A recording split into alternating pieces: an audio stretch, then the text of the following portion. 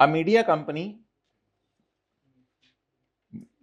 is reviewing the financial impact of sustainability risks in digital operations में sustainability related risks क्या हैं और उनका फाइनेंशियल इंपैक्ट क्या है, हाथ खड़ा करके बताएं। मीडिया कंपनी में डिजिटल ऑपरेशंस में रिस्क्स क्या हैं और उनका फाइनेंशियल इंपैक्ट क्या है। जी, नंबर 1 डेटा ब्रीच, मतलब कॉपीराइट वाले इश्यूज आप कह सकते हैं। कॉपीराइट, आप इधर से उधर वाली चीजें करें, रिस्क है। अच्छा, स्टाफ जो है वो अगर अनट्रेन्ड है तो ये भी एक बहुत रिस्क है। स्टाफ को बड़ा सिखाना पड़ता है क्या बोलना है मीडिया के सामने आके, क्या नहीं बोलना। और एनर्जी यूजेज तो हर जगह ही ठोक दिया करें, एनर्जी तो यूज करते ही हैं सारे। ये इसके सस्टेनेबिलिटी रिस्क्स हैं। इनके फाइनेंशियल इंपैक्ट क्या हैं? अनट्रेन को ट्रेन करो, एनर्जी यूजेज को सोलर के जरिए और तरीकों से मैनेज करो, ये इनके फाइनेंशियल इंपैक्ट हो गए। अब सवाल क्या है, what IFRS S1 guide to disclose. Reverse order में चलें जरा, मैं सारे एमसीक्यूज में रिवर्स ऑर्डर में चलूंगा। Disclose sustainability effort separately not in financial reports. इसका डंके की चोट पे जवाब दें। अभी हम पढ़ के आए हैं ये फाइनेंशियल इंफॉर्मेशन, फाइनेंशियल स्टेटमेंट के अंदर डिस्क्लोजर देने हैं। बोगे जनरल ESC स्टेटमेंट्स दे दें, ESC के बारे में कुछ स्टेटमेंट दे दें without financial analysis. Financial analysis ना करें मेरे भाई, बताना है अब क्या ट्रेनिंग की कितनी कॉस्ट आएगी, यही तो आज नाम पढ़े हमने स्टैंडर्ड का। ओनली सोशल रिस्पॉन्सिव, सोशल बता दें और गवर्नेंस और एनवायरमेंटल छोड़ दें। एनर्जी की इस्तेमाल बताएं इन डिजिटल इंफ्रास्ट्रक्चर, एनर्जी का इस्तेमाल, ये तो चलो सही बात है, इतना सा तो बताना ही है ना अब तो, और अब क्या, इतना सा तो बताना ही है। इतनी कंप्रीहेंसिव बात नहीं लिखी हुई थी उसने, लेकिन ये तो बताना ही है ना, एनर्जी यूजेज आप अपनी बता दें। आगे चलें जी। पता नहीं ये घर में हाईलाइट क्यों किए हैं हमने आप लोगों के लिए, शुक्र है पिछले अगले वाले शायद ना हो जी। Pharmaceutical company wants to disclose its efforts to reduce emissions in drug. लो जी, इसने रिस्क भी बता दिया। रिस्क क्या है बोलें? Emissions in drug manufacturing, emissions हो रही हैं ड्रग मैन्युफैक्चरिंग की तरफ। तो आप फिर ऐसा करें कि ऑल्टरनेट प्रोडक्शन सिस्टम की तरफ जाएं ताकि आपकी फैक्ट्री से एमिशन प्रोड्यूस होना बंद हो जाए। IFRS, वैसे सवाल के नीचे पता नहीं क्या लिखा हो, मैं तो वैसे बता रहा हूं। IFRS S1 क्या चाहता है? रिवर्स ऑर्डर में चलें। Disclose manufacturing practices without, avoid reporting बोंगा, ओनली डिस्क्लोज नॉन फाइनेंशियल, नहीं फाइनेंशियल भी तो डिस्क्लोज करने हैं। रिपोर्ट एमिशंस रिडक्शन स्ट्रेटेजीज, वो जो कोर कंटेंट्स में स्ट्रेटेजीज बताएं विद फाइनेंशियल इंप्लीकेशंस। अब वो जो 24 सवाल है ना ऊपर वाले, उनमें ये वाली लाइन खुद लिख के आनी है शहजादे, उनमें ये वाली लाइन अब खुद लिख के आनी है। तो पहले एमसीक्यू से जरा बेस बना लेते हैं, फिर आगे चलते हैं। A university wants to disclose its approach to sustainability under IFRS S1 जी। इसके रिस्क बताएं, यूनिवर्सिटी के रिस्क बताएं। डेटा लॉस, ठीक है जी, डेटा लॉस। तो यार ये सफा दिया आप लोगों को, आज भाई को दो ना, ये सफा दिया है। डेटा लॉस और क्या है? Energy consumption. एनर्जी कंजम्पशन में भी ज्यादा पार्किंग की वजह से या इन मसलों की वजह से जो आपके करीब के लोग हैं, जहां पे आपका कॉलेज है, वो अब हो सकते शुक्र अदा करेंगे कॉलेज शिफ्ट हो गया दूसरी जगह के ऊपर। मस्जिद वालों ने बड़ी जोको शौक से ना मस्जिद की तामीर भी करवाई थी, बेसमेंट भी बनवाई थी कि माशाल्लाह बच्चा ही बच्चा। आप चलें, आप लोगों ने तो इलाके में ऐसी मेहनत कर दी होगी कि मस्जिद आबाद ही रहेगी आपके जाने के बाद भी। ओके जी, कौन सा है बताएं? Data loss, energy usage. बाकी एम्प्लॉयज वाले भी तो हर एक में ही डाल सकते हैं, जरा टीचर्स को मोटिवेट, एम्प्लॉयज को मोटिवेट रखें। What should we focus on, किस पे फोकस करें? Ignore sustainability only report voluntary, नहीं वॉलंटरी डिस्क्लोजर तो नहीं होते। अवॉइड ESC डिस्क्लोजर, दिया ही ना करो। एनर्जी कंजम्पशन बताएं अपनी और इंपैक्ट बताएं ऑन ऑपरेशनल कॉस्ट, यानी फाइनेंशियल से लिंक करें। बार बार क्या बात आ रही है, फाइनेंशियल से लिंक करें।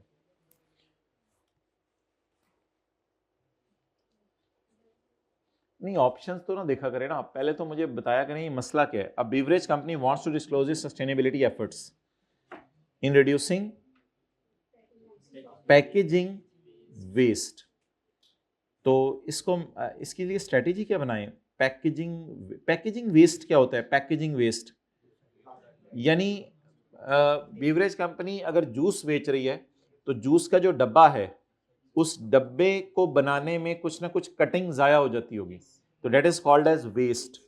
तो वेस्ट को करने के लिए स्ट्रेटेजी क्या लगाएं?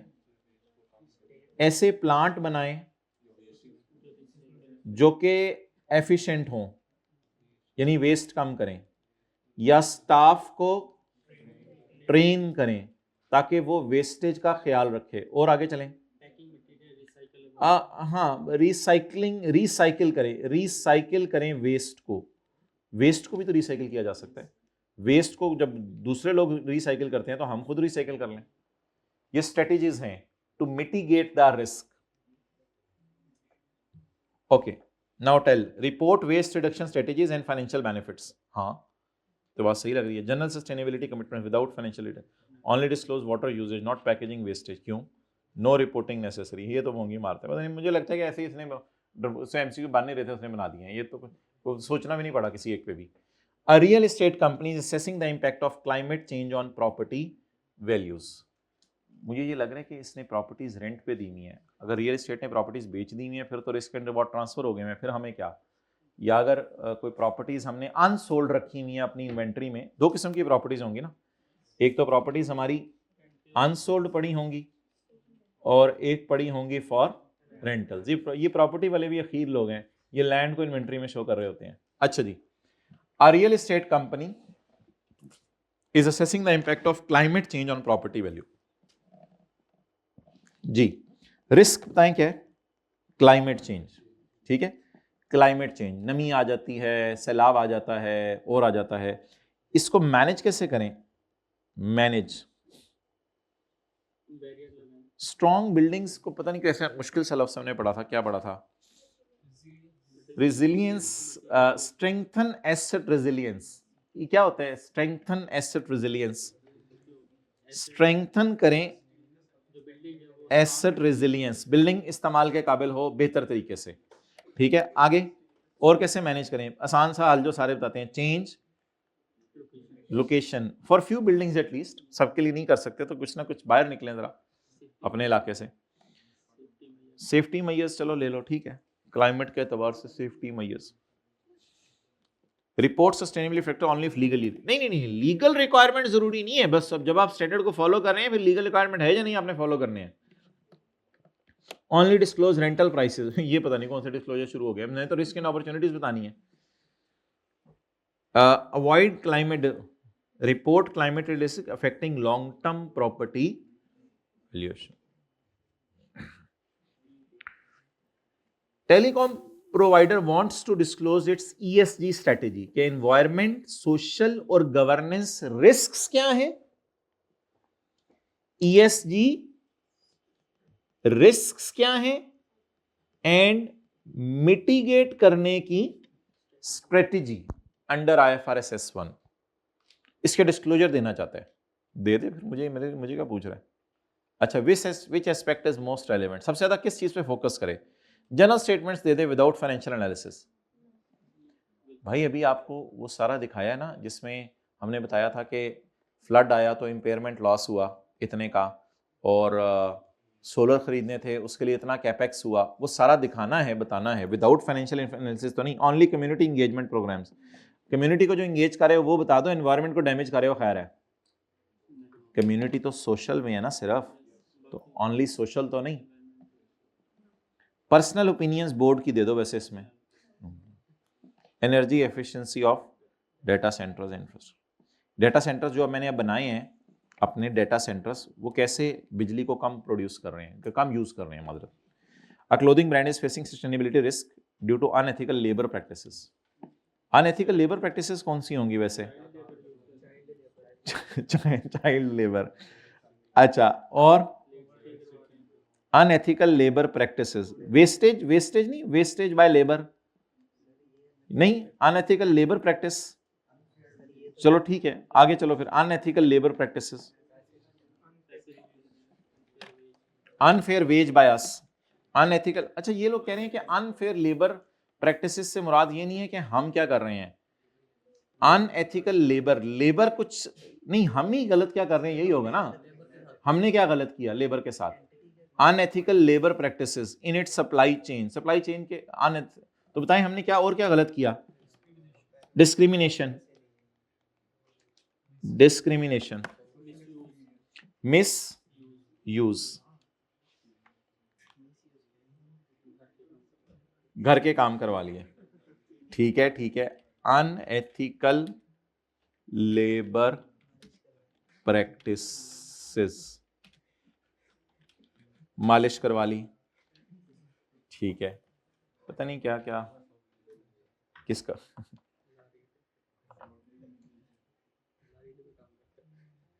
आप लोग अगला एमसीक्यू करें।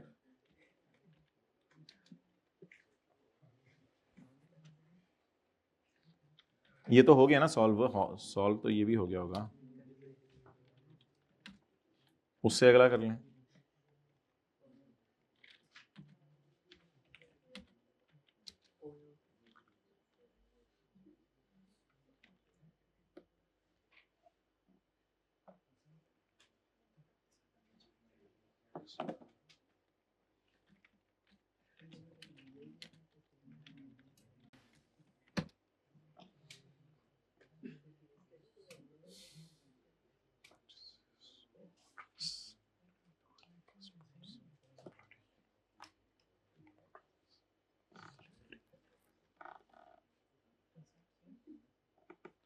withholding passports, debt bondage, prison labor, exploitative working conditions, failing to pay the legal minimum wage, workplace safety and health violations, suppression of workers' rights, child labor, excessive overtime, union busting, excessive overtime, ठीक है। चले जी, कहाँ तो कौन सा MCQ है, 14। अच्छा, क्या करना है इसका, पहला disclosure of labour practices and there financial impact, financial impact तो होगा, आप कुछ लेबर को अगर निकालेंगे, नई को लाएंगे, ये सारी चीजें देखनी पड़ेंगी। और अब कुछ ऐसे लेबर को भी हायर करना पड़ेगा जो पहले नहीं थी, यानी पहले गोरे थे सारे, आप कुछ काले हायर करके बैलेंस क्रिएट करना पड़ेगा, इसका भी खर्चा आएगा। जी बोले, सप्लाई चेन, जी वो मैं बता देता हूं, आप लोग अगला एमसीक्यू पढ़ें, सप्लाई चेन पे भी बात कर लेते हैं।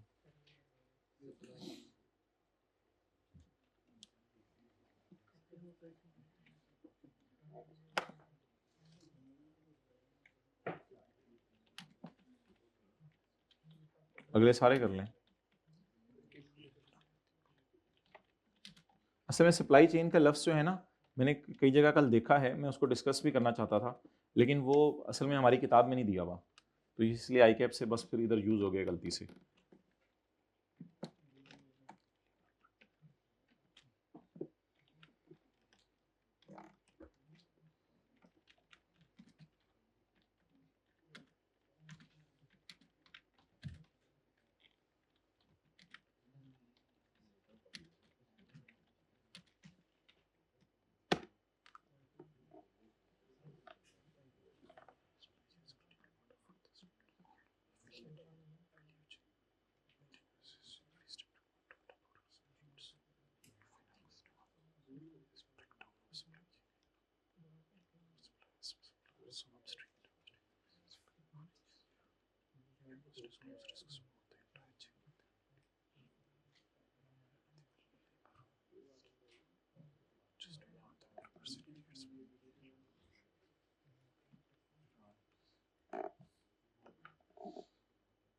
ओके, अच्छा भाई, ये जो सप्लाई चेन है ना, इसका जो असल नाम स्टैंडर्ड ने यूज़ किया है वो वैल्यू चेन है, वैल्यू चेन। और ये लफ्ज़ स्टैंडर्ड में यूज़ हुआ है, हमारी किताब में यूज़ नहीं हुआ, क्योंकि ऑब्वियसली आई कैप ने यूज़ नहीं किया। वैल्यू चेन का मतलब थोड़ा सा ब्रॉड है, वैल्यू चेन का मतलब है प्रोडक्ट खरीदने से लेकर कस्टमर को बेचने तक जितने बंदे बीच में इन्वॉल्व हैं, तो उसमें फिर लेबर भी आ जाएगी। तो डेट्स वाई वैल्यू चेन इस वजह से लफ्ज यूज हुआ है। Okay, a hotel chain is analysing sustainability risk in energy consumption. सही बात है, होटल वाले तो एनर्जी टका के इस्तेमाल करते हैं, उस इलाके में गैस ही आनी बंद हो जाती है जहाँ लोग होटल खोल लेते हैं, वो होटल सारी। How should IFRS S1 guide its reporting? जी कौन सी ऑप्शन है बता दें आप, बस छोड़ें पर, अब इनको खत्म कराएं, आगे चलें मेन सवालों की तरफ था। A mining company is reviewing its sustainability related risk related to water usage. Mining वाले बहुत ज्यादा वाटर यूजेज कर रहे हैं, what should be reported in IFRS S1? A manufacturing company is assessing the financial risks of carbon taxes. How should following? It should report financial impact of carbon taxes on operational cost. If IFRS S1 does not provide a standard for specific sustainability related risk, अगर IFRS S1 से नाम पता चल रही हो चीजें तो क्या करें? क्या करें? रेफर टू और similar industry standard. Wait for future IFRS, wait ही कर दे रही है फिर पूरी जिंदगी। Which sustainability related risks must entity disclose under IFRS 1? कौन से रिस्क बताएं? हाँ, मटेरियल रिस्क बताएं। What is the purpose of IFRS S? ये क्लाइमेट में तो सिर्फ फिर एनवायरमेंटल आएंगे ना, तो बात सही नहीं है। What is the purpose of IFRS S1 requiring disclosure of the to promote corporate social responsibility, to help investor assess financial risks linked to sustainability factor, to advocate for environmental activism? Brand reputation के लिए तो नहीं खाली होता ना, brand reputation के लिए तो नहीं खाली। एनवायरमेंटल एक्टिविज्म क्या होता है? वो बने एनवायरमेंट जो चीखते रहते होंगे उनके लिए, लेकिन ये सोशल गवर्नेंस तो मिस कर रहे हैं। फिर प्रोमोट कॉर्पोरेट सोशल रिस्पॉन्सिबिलिटी पुराना लफ्ज था, तो हेल्प भाई वो कर लेंगे, उसको बंदे को बताओ जल्दी से करो जो भी करना है। चलो ठीक है, आगे चलें। How does IFRS S1 guides companies in selecting sustainability related disclosure metrics? वो जो आखिर में पड़ी है metrics. Companies must create their own metrics, only environmental impact should be measured, social governance ना हो। IFRS S1 encourages use of established frameworks like SA, SB and TCDF। Metrics तो disclose करनी है, चौथे में लिखा था नहीं। Which governance factors must be disclosed under CA salary.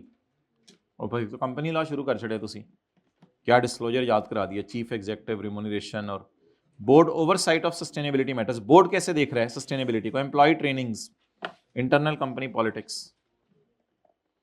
What is the role of materiality in IFRS S1? It allows companies to disclose all environmental risks. It helps filter sustainability factors that significantly impact financial performance. It requires disclosure of all sustainability concerns. It mandates reporting on ESG goals, whether financially relevant or not. जी बोले। It helps filter sustainability factors that significantly impact their financial performance. असल में ना ये materiality वाला concept पूछ रहा था, all में फिर इमटेरियल भी आ जाने थे। दैट वाज अ टफ थोड़ा सा। सी क्यों नहीं, सी में ऑल आ जाने थे ना, वो मटेरियलिटी के एंगल से पूछ रहा है, इसमें ऑल आ जाने थे। How does IFRS S1 integrate sustainability related financial disclosures into financial reporting? कहाँ ये डाले जाते हैं डिस्क्लोजर? एक रिपोर्ट सेपरेट बनाई जाती है इनकी, treat them as a supplementary report. यानी कि सप्लीमेंट्री रिपोर्ट ये होता है कि एक रिपोर्ट बन गई, इसको एक सब्सिडरी सी रिपोर्ट बना के भेज दो। Mandate integration with general purpose financial statement, लाजिम करते हैं कि आपने इंटीग्रेट करना है इनको जनरल पर्पस फाइनेंशियल स्टेटमेंट के साथ। विच फ्रेमवर्क एंटिटीज यूज? पता नहीं, सानू की पता, GRI, IPCC, UN global compact ये पहले कर लिया था। अंडर IFRS से तीनों कर लिए मैं। अच्छा लेंगे, अब हमने जो लिस्ट बनाई है सवालों की, वो लिस्ट हम आपसे भी शेयर नहीं कर रहे, वो हमने सवालों को तरतीब दे दी है। तो सबसे पहले आप अब मेन सवाल में हमारा सवाल निकालें, जो सबसे ज्यादा मजे वाले सवाल हैं आप निकालें वो पहले। एग्जाम्पल नंबर 16 और 17, 16 और 17 चलें जी। एग्जाम्पल नंबर 16 और 17। सर पेपर में किस तरह के सवाल आएंगे? ICAP ने जिस तरह के डालने की कोशिश की है वो मैंने आपको बता रहा हूं, बाकी टेस्ट में सैटरडे को किस तरह के आएंगे ये तो मुझे खुद नहीं पता, ये तो इंशाल्लाह जुमे का वक्त ही बताएगा। चलें जी, एग्जाम्पल 16 और 17। नहीं अब आपको बुलाना तो मंगल को है, अब What type of मंगल और जुमेरात को what types of what type of judgment must an entity disclose under IFRS S1 when preparing sustainability differential disclosure? What type of judgments must an entity disclose? जी बताएं भाई, रटा प्रोग्राम, बोले बोले बोले, judgements कहाँ हैं? बोले भाई, बोले भाई, बोले भाई, जजमेंट्स कहाँ हैं? जजमेंट्स भाई ये तो चलो हमें पता है ना, आखिरी पेज पे, कम से कम इतना तो पता चलने लग गया ना। Page number 357। अच्छा बस ये तरतीब लिखते रहिएगा कहीं पे ऑर्डर में, फिर बाद में आप नोट्स में ये डाल दूंगा। अच्छा इसको ये पढ़ना आप जरूरी नहीं है, आप पेज 357 वाला लिखाइएगा जो लिखा हुआ है, बस page 357। How does IFRS S1 address measurement uncertainty in sustainability related finance? measurement uncertainty को कैसे देखता है? उसके नीचे आ जाएं, ठीक है, उसके नीचे आ जाते हैं, पेज 357। पेज कॉपी पेस्ट किया हुआ है, चलो खैर है, छोड़ो। ओके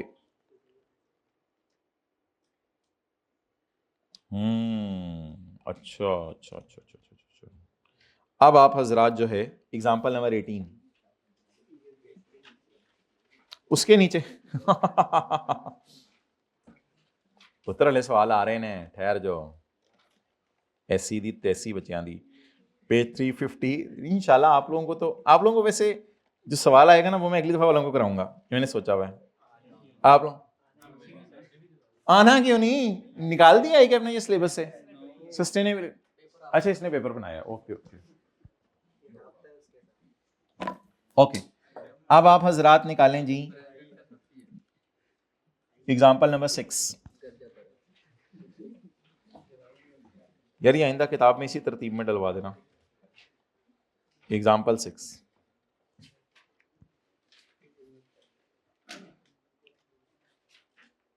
तरतीब लिख रहे हैं ना, जिससे जाके घर में करना है, नहीं तरतीब रैंडम कीजिएगा घर में, ताकि पता ही ना चले कहां से क्या पूछा जा रहा है।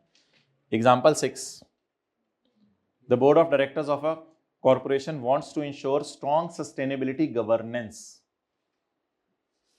बोर्ड ऑफ डायरेक्टर चाहते हैं स्ट्रॉन्ग गवर्नेंस हो, एक्सलेंट। बोर्ड चाहते हैं स्ट्रॉन्ग गवर्नेंस हो, तो उसके लिए आपने क्या क्या करना है?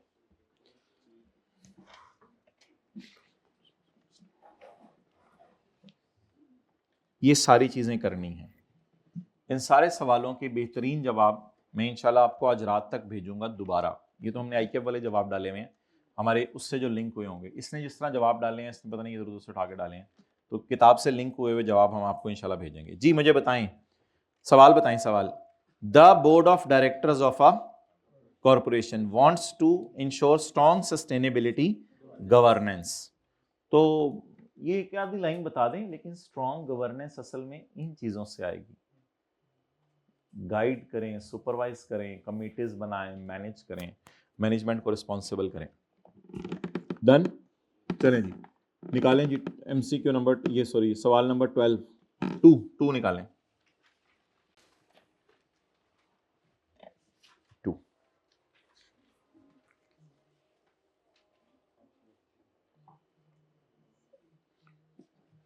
A company operates in multiple industries. Oh, multiple industries. IFRS S1 कैसे हेल्प करेगा? Which risks and opportunities to disclose? कौन सी opportunities, which sustainability risks and opportunities to disclose? ये मल्टीपल इंडस्ट्रीज में ऑपरेट कर रही है, तो कौन से रिस्क्स एंड अपॉर्चुनिटीज को डिस्क्लोज करे? Excellent, I really appreciate you people. ये क्या करे? IFRS S1 focuses only on those risks that could materially impact. चलें जी जवाब लिखें। Focus on those risks that materially effect. वैसे इसमें एक लाइन और ना डाला है, कि फर्दर ये जो आज हम सोल्यूशन में डालेंगे फॉर इंडस्ट्री स्पेसिफिक, क्योंकि मल्टीपल बिजनेस है ना हमारे, company operates in excellent, company operates in multiple industries, further for industry specific requirements you may refer SA SB.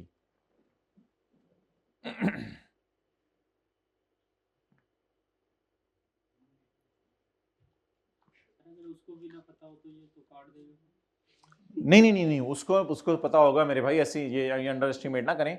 और हम जो इंशाल्लाह ये सोल्यूशन आपको अपलोड करेंगे, ये सारी हमने 2-3 रिसोर्सेज से सोल्यूशन बनवाए हैं, हम आपको इंशाल्लाह उसकी और थोड़ा थोड़ा सोल्यूशंस में हर जगह फर्क भी होता है। एक ही आईकैप के सोल्यूशन है, एक हमारे जो एआई है चैट जीपीटी उसके सोल्यूशन होंगे, एक जेमिनाई है एआई है, उन दोनों के सोल्यूशन आप देखेंगे उन दोनों के सोल्यूशंस में भी फर्क है, और आईकैप के सोल्यूशन तो बिल्कुल वो कुछ और है। तो ये हम इंशाल्लाह उस सबको निकाल के इंशाल्लाह आपको फ्रेश एक सोल्यूशन बना के देंगे, ये इंशाल्लाह तैयार रहिएगा। ओके, अब एक तरतीब से चलें, 23, 22, 20 क्वेश्चंस रिवर्स ऑर्डर में चलना शुरू करें। अब मोहतरम सवाल आ गए हैं जिनका इंतजार था, अब जो है ना कोई एंकी भैंकी नहीं होनी चाहिए। 23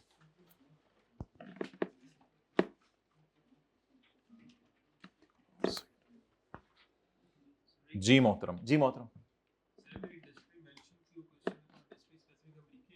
नहीं, इंडस्ट्री स्पेसिफिक तो हमें पता नहीं ना कौन कौन से हैं, फिर हम जनरली बात करके आएंगे, फिर हम इनमें से ढूंढेंगे कि हमारी इंडस्ट्री को कौन कौन से हिट कर सकते हैं। अब इस सफ़े के ऊपर प्रैक्टिस होने लगी है, अब वो थ्योरी वाले सवाल खत्म हो गए, 4, 5, 6 सवाल आएंगे, अपने रट्टे वाले डाले हैं, अब सवाल शुरू होने लगे हैं मेन। जी पढ़ें जी पहला सवाल। Now it is a practical scenario, a construction firm needs to report sustainability related risks in real estate development. How does IFRS S1 guide this? I suggest कि कुछ ना कुछ रिस्क इसमें लिख के भी आइएगा कि कौन सा रिस्क है, रिस्क उसने बताया है या हम खुद कुछ जिक्र कराएं। IFRS S1 में आपके ख्याल से, सफ़ा ले लिया आपने जो हमने बांटा था, सफ़ा इनको दें, तो मुझे बताएं IFRS S1 में इसको कौन से रियल एस्टेट वालों को कौन से एनवायरमेंटल या सोशल रिस्क आ सकते हैं। ये कोई कंप्रीहेंसिव लिस्ट नहीं है, हाँ नेचुरल डिजास्टर्स वगैरह आ सकते हैं, हाँ कार्बन टैक्सेस आपको देने पड़ सकते हैं, क्योंकि आप तो वो चला रहे होंगे, क्या कहते हैं उसको, क्या कहते हैं, हैवी मशीनरी चला रहे होंगे, वो क्रेन ऊपर लेके जाने के लिए चीजें चला रहे होंगे, पता नहीं क्या क्या चला रहे होंगे, ये एनवायरमेंटल आएंगे। बाकी सोशल में एम्प्लॉयज की सिक्योरिटी के बारे में आप लिख सकते हैं कि एम्प्लॉयज की सिक्योरिटी एक बहुत बड़ा फैक्टर है। तो मैंने कहा अब ये फिर हमारे पास कोई एक सफ़ा बना है फाइनल, जिसमें से हम कुछ सिनेरियो बेस्ड सवालों को कर सकेंगे। ओके, इट डजंट मीन कि ICAP के सोल्यूशन में भी सारी बातें लिखी हों, but let's try to understand the question. A construction firm needs to report sustainability related risks in real estate development. How does IFRS S1 guide? अब आप बिल्कुल एक जनरल बात करके आ सकते हैं। IFRS S1 says that only disclose those risks which are material to the financial statement. जो material हैं सारे डिस्क्लोज करके आने हैं या material? And it should identify the risks first, such as in this industry they may face risks relating to climate change, such as pollution, flood, and labor shortage भी कह सकते हैं, लेबर शॉर्टेज भी कह सकते हैं। लेबर को जो वो जो गिर जाने का डर और उसकी उस रिस्क का क्या नाम रखेंगे? देखिए हमें इधर से नाम याद कर लेते हैं। लूजिंग स्टाफ और facing strike, physical injuries, they are facing risk of physical injuries to, इस सभी को याद कर लीजिएगा, physical injuries to workers, staff and this, in this way. अब देखिए IFRS S1 उससे कैसे हेल्प करे। IFRS S1 हेल्प करे रिस्क आइडेंटिफाई करो। इसके बाद मैंने अक्सर जगह देखा है कि लोग ऐसे जवाब दे रहे हैं, वो कहते हैं कि चारों बातें डिस्कस कराओ। Now governance should come forward and we should make strategies and we should manage the risk, and in the financial statements we should make a matrix. ये comprehensive जवाब होगा 5-6 नंबर का. अब नंबरों के बगैर आई के अपने एग्जांपल्स डाली नहीं है, उसका जवाब देखते हैं. IFRS S1 require companies to disclose risk like resource consumption, environmental regulation, जिसको आपने pollution का नाम दिए, रिस्क उसने और नहीं बताए. अब वो स्ट्रेटेजीज की तरफ चला गया. And sustainability strategies for green building, designing and constructing buildings in a way that reduce environmental impact, save energy and water. इसी वजह से हम ये सफा बनाने पे मजबूर हो गए हैं कि इस तरह के सारे सवालों में वो रिस्क और स्ट्रेटेजी बता रहा है. रिस्क और वो जो हमारे 2 पॉइंट्स नहीं है, गवर्नेंस, स्ट्रेटेजी, रिस्क और मैट्रिक्स, तो वो रिस्क पहले बता रहे हैं और उससे रिलेटेड क्या बनवा रहे हैं, स्ट्रेटेजी बनवा रहे हैं, और गवर्नेंस और उसकी बात ज्यादा नहीं कर रहा. डन. आगे चलें. तो अब हम जो जवाब डालेंगे वो ये वाला जवाब नहीं होगा, वो इस सफे से एक्सट्रैक्ट किया हुआ जवाब होगा जिसमें इस सफे वाले रिस्क हैं. अगर और कोई रिस्क मेरे जहन में आए तो वो भी मैं डाल दूंगा, लेकिन मेजर रिस्क हमने यहां पे कवर कर लिए हैं. अगला सवाल पढ़ें. 22.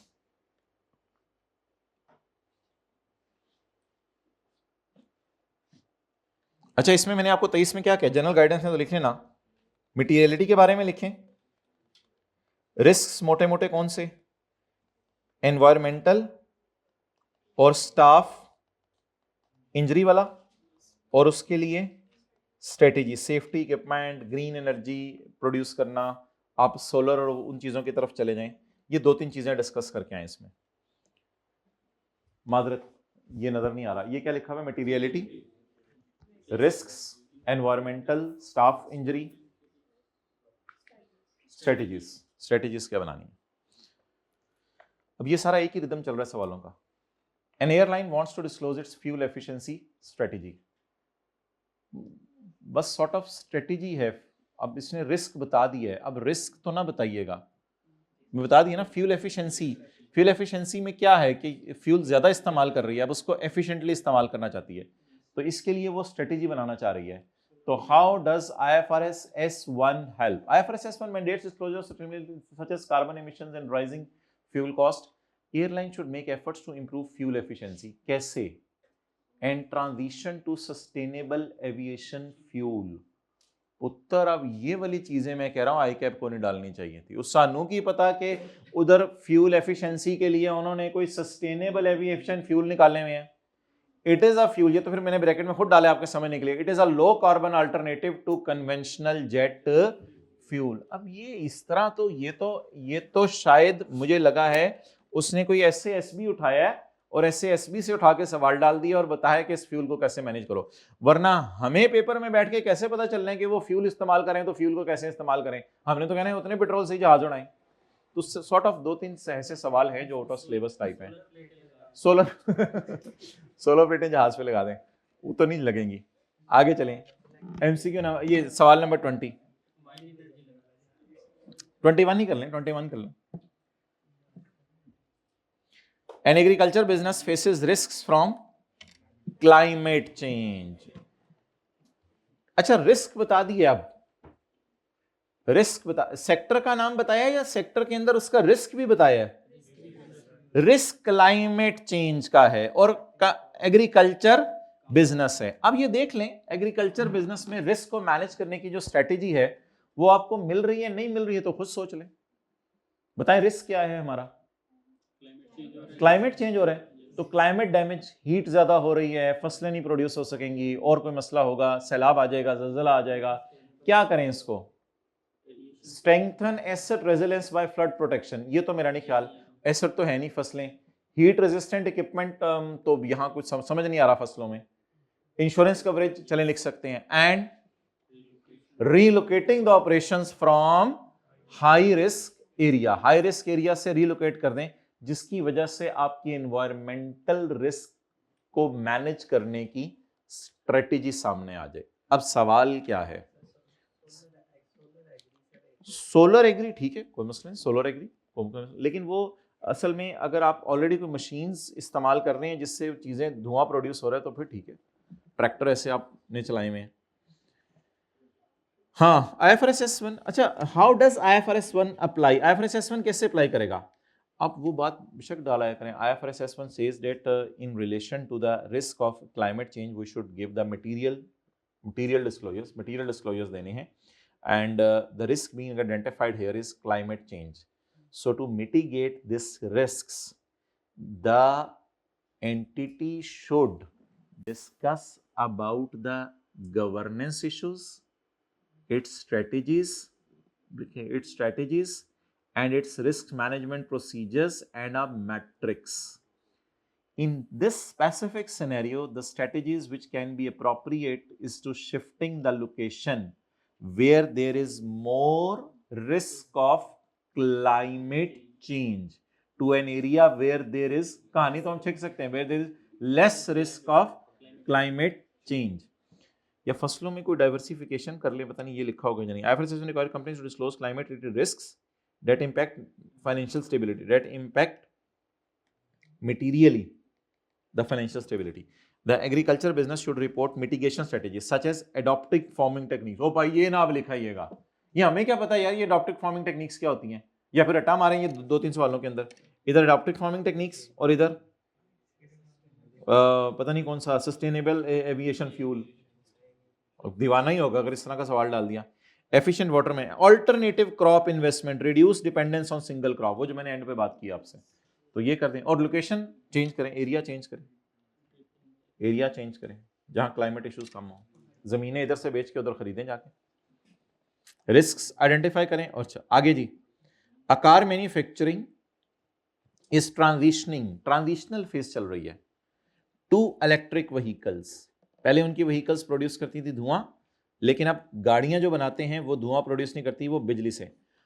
How should it disclose this under IFRS? It should discuss the governance issues, that how management is taking this, and then it should discuss the strategies that we will buy such machines which produce the electric vehicles, and risk management discuss करेंगे, और साथ फिर matrix बनाएंगे कि उसकी वजह से अब हमारी जो गाड़ियां निकलती हैं बाजार में उसमें धुआं कम प्रोड्यूस होता है, तो एनवायरनमेंट को इफेक्ट करना हमने खत्म कर दिया है. और इलेक्ट्रिक व्हीकल्स बनाने में जो मशीनरी इस्तेमाल होती है वो मशीनरी भी हमारी इस लेवल की हो गई है कि वो सोलर पे चलती है और वो ज्यादा ऐसी चीजें प्रोड्यूस नहीं करती जिससे जो है वो कार्बन डाइऑक्साइड प्रोड्यूस हो. IFRS S1 requires disclosures on sustainability opportunities including EV production benefits, challenges, financial risks tied to shifting market demand and regulatory incentives. बहरहाल इसको हम अपनी ज़बान में आपको ट्रांसलेट करके दे देंगे.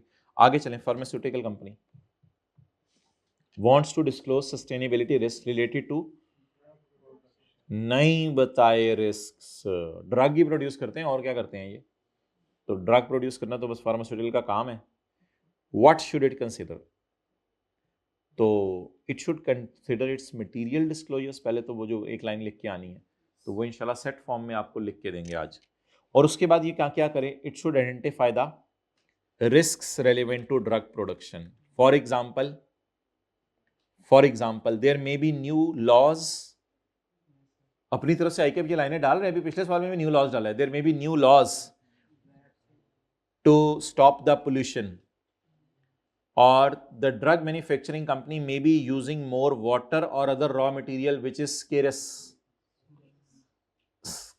बोलते हैं, और scarcity, or it may face physical harm, तो छोड़ें. and employees security is also relevant. physical injuries की बजाय जहां वो चीजें बन रही होंगी वहां पे कुछ ना कुछ ऐसा धुआं प्रोड्यूस होता होगा जिसकी वजह से एम्प्लॉइज, ये रिस्क्स हैं. इन रिस्क को मैनेज करने के लिए स्ट्रेटेजीज बताएं. एनर्जी एफिशिएंट, नहीं मास्क तो बड़ी स्ट्रेटेजी बताओ. एनर्जी एफिशिएंट इक्विपमेंट खरीदें, अच्छा रॉ मटेरियल यूज करें, सेफ्टी इक्विपमेंट्स वगैरह लगाएं अपने एम्प्लॉइज के लिए. और बोल दें running out of water, paper और fuel. If any of the natural commodity water etc is misused, then we should go for recycling. ये रिस्क, पहले रिस्क ढूंढें जो हमारे ऊपर लगते हैं, फिर उसके बाद ये सफा अगर आप लिख के आ जाए तो बड़ा अच्छा होगा. पढ़ें जी. IFRS S1 directs firms to assess risks. पहले क्या assess करो?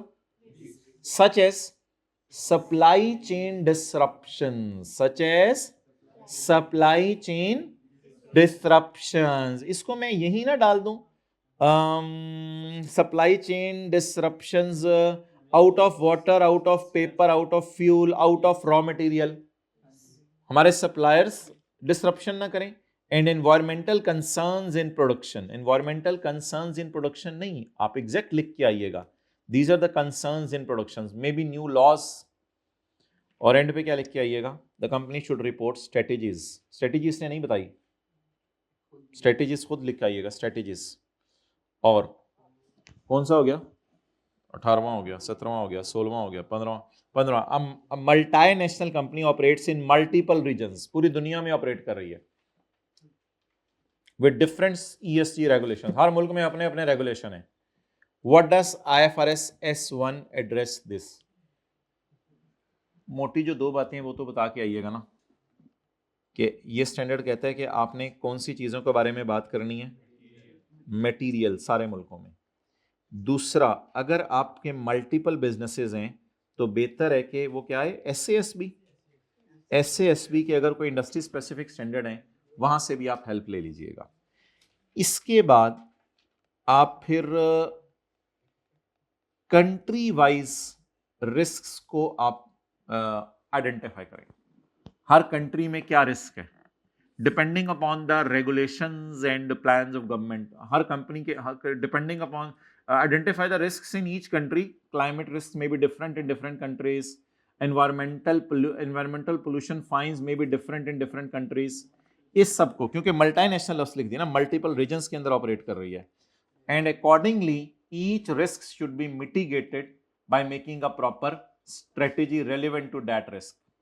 इस तरह की अंग्रेजी. IFRS S1 allows entities to consider global sustainability risks while ensuring region specific disclosures. वही बात आ गई, region specific disclosures and align with applicable ESG frameworks and regulatory requirements. यानी उस मुल्क की requirements को follow करें. A logistics company, ये क्या डिलीवर करती है एक जगह से दूसरी जगह? लॉजिस्टिक्स कंपनी, TCS वाले, is unsure whether SASB standards apply to its sustainability reporting. Apply करते हैं इस पे? ये यानी कि इसने तो अजीब ही सवाल पूछ लिया. इसने क्या मेरे पे ये स्टैंडर्ड अप्लाई करते हैं या नहीं करते? तो भाई ये तो हर एंटिटी के ऊपर अप्लाई करते हैं, ऐसी कोई बात नहीं है कि अप्लाई नहीं करते. तो logistics companies unsure whether SASB standards apply. Yes, SASB standards, social studies की teacher, yes, SASB standards apply to its sustainability reporting because it will identify the risks and opportunities related to its sustainability, and then it will make disclosures in this regard by identifying the risks and mentioning the strategies to mitigate those risks. Mandates companies to consider SASB standards is, oh sorry, मैंने तो सवाल ही गलत समझ लिया. मैंने समझ लिया कि ये लिखा हुआ है ISSB को फॉलो करना है या नहीं. वो एस कह रहे ऐसे, भाई फिर मैं जवाब बदल रहा हूं. SASB को अगर फॉलो करना है ना, तो फिर देखो कि अगर तुम्हारे पास इंडस्ट्री स्पेसिफिक स्टैंडर्ड मौजूद है तो उनको कर लो, नहीं मौजूद तो फिर जनरल डिस्क्लोजर किस स्टैंडर्ड ने दिए हुए हैं? IFRS S1. ये जवाब होगा. मादरत. IFRS S1 mandates companies to consider SASB to identify applicable standards. If SASB topics are relevant to its operation, they should be included in disclosure. And if not, then IFRS S1 will prevail. जाए नमाज पढ़ के आए. क्या? जाओ नमाज पढ़ने जाओ. इधर आ जाना. जाए आप लोग नमाज पढ़ने जाए. क्या देख रहे हैं?